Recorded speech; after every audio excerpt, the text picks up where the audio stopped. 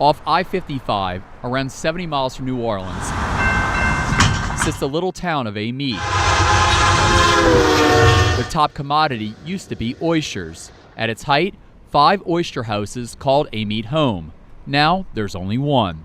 With the fall of the oyster industry, something else has emerged. Something big that this small town can rely on. That something was never more obvious or bigger than this. Make up for it, fires to the end zone, touchdown! Alabama wins!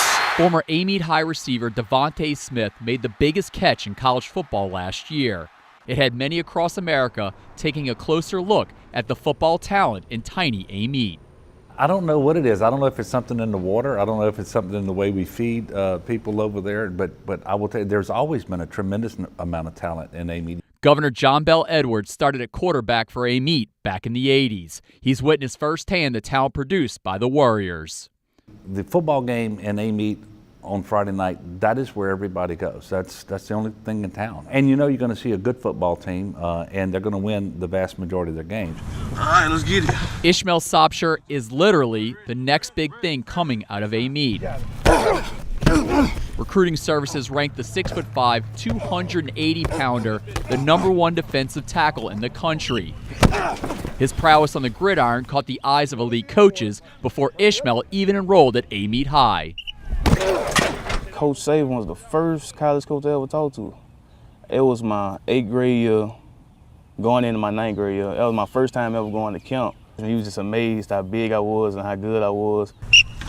Some say Ishmael's talents are once in a generation, and his on-field demeanor earned Sopsher the nickname Humble Beast. Ishmael is not that rah-rah, you know, he's not that kid, you know, he comes to work, you know, whatever it is needs to be done, whether we work in 2 hours or we gotta go 2 hours and 30, or if he's staying extra to do whatever extra it is that he needs to do. I mean, he's gonna come do his job and not make a whole lot of noise about it and go about his business. Come on! Sopsher is the #1 defensive tackle in the country for the class of 2019.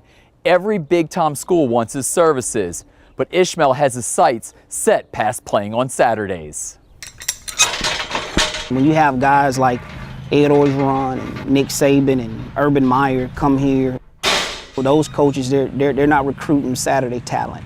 You know, they recruit Sunday talent, you know, because with Sunday talent, you see them in the Final Four of the college playoff. You see them playing for a national championship, and that's what Ishmael has. I mean, he has Sunday talent.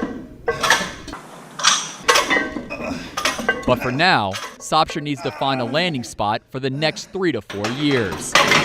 LSU's recruitment started in middle school. Our relationship, you know, it's been getting better and better every time. You know, we talk a lot, we text a lot. I've been knowing Coach Joe since my 8th grade year. You know, he seen me as a kid. He always told me that I was gonna always be great. So, you know, I just can't never forget that. Ed Orgeron stays in constant contact with Sopsher, and so does the purple and gold faithful. And I get that almost every day. You know, I look on my social medias. Everybody come here. You know, go there. You know, I mean, it'll be real nice playing for the home state, but it's really, you know, I'm just up for grabs right now. My recruitment is open, so you know, anybody can get me. Even the governor has a few thoughts on where the Humble Beast should call home in 2019. And obviously very talented. He works hard. And so I just couldn't be happier for him. And I know he's going to have plenty of opportunities.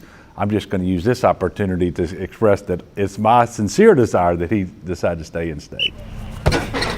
Orgeron has preached on protecting Louisiana's borders and not letting talent like Sopsher escape the state.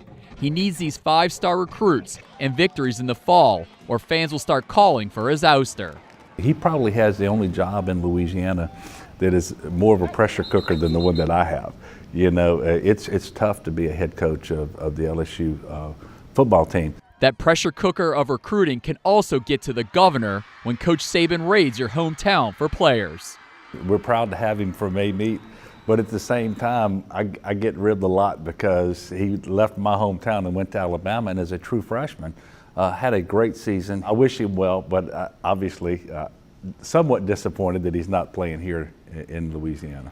Smith never won it all in the Dome, but with the Humble Beast, optimism is sky high 14 years of futility will come to an end. There it is! There it is! Hang tight with the football. Championship effort every time. It's state championship or nothing. You know, we came close 2015. We were semifinals 2016. We lost to Lutcher. Last year we lost in the quarterfinals. I mean, we've been close. We have been there. But now it's now or never. We know that we're fielding teams that probably should win, and somehow they just hadn't been able to put it all together. But that just makes us more excited and determined in the next year to actually get it done. In Amite, all things on two, 1-2. Garland Gillen, Fox 8 Sports.